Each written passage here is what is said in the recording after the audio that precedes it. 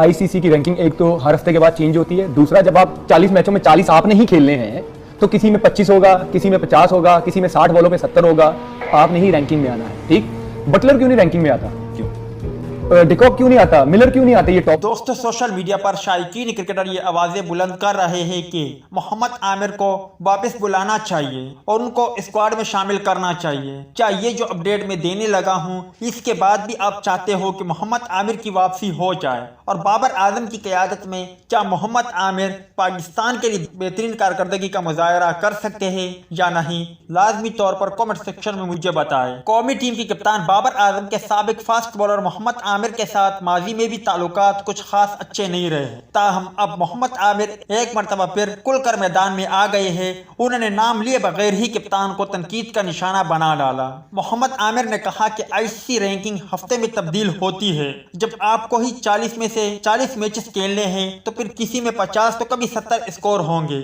ऐसे में रैंकिंग में आप ही ऊपर आएंगे। जोस बटलर, डिकॉक और मिलर जैसे क्रिकेटर क्यों रैंकिंग में आगे नहीं आते? इसकी वजह यह है कि वो बी और सी टीमों के खिलाफ मैचेस नहीं खेलते, वो छोटी टीमों से सीरीज में आराम करते हैं, इसलिए उनकी रैंकिंग आगे नहीं बढ़ती।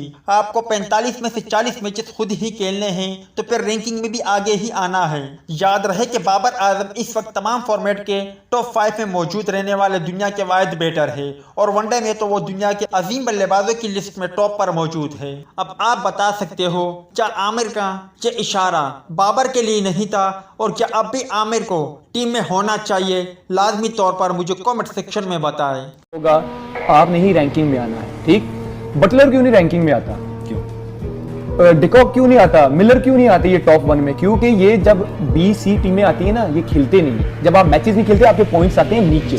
जब आपने 40 में से 45 खुद खेल देने हैं, ठीक है, तो आपने रैंकिंग